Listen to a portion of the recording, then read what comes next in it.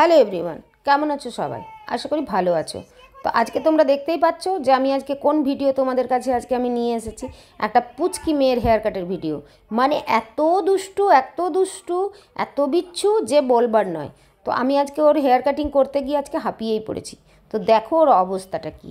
মানে ও বসে hair cut করবে না, ও দাঁড়িয়ে শুয়ে ওর মায়ের কোলে চেপে ও হেয়ার কাট করবে। তো ঠিক আছে, চলো আমি প্রথমে কি করলাম, পুরো চুলটাকে আগে ছোটো করে নিলাম। কারণ ওর মায়ের আবদার ছিল মাশরুম কাট করবে।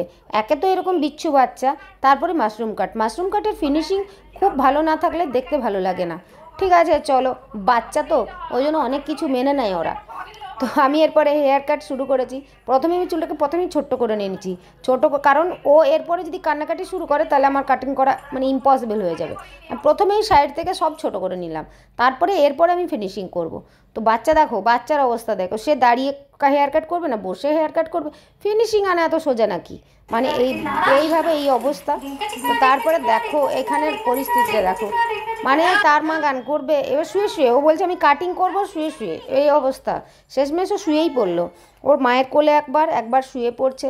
তো এইভাবে কি কাটিং করা যায়? দেখো অবস্থাটা। তো কেমন লাগলো ভিডিওটা? আশা করি তোমাদের ভালোই লেগেছে।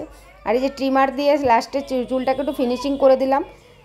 অতটা ভালো হয়নি, বাট ভালো হয়েছে। তাও ট্যাড়া দেখো না, ডান দিকটা দেখবে ট্যাড়া, বাঁ দিকটা একটু সোজা। মানে ফিনিশিং সেইভাবে করতেই দিল না। আর তার মধ্যে ওর মা বাবার ভয়েস কাটও মিক্সড করেছে তার সাথে। ঠিক আছে চলো, ছোট বাচ্চা তো। ভালো থেকো সবাই, সুস্থ থেকো। আবার দেখা হচ্ছে নেক্সট ভিডিওয়। টাটা।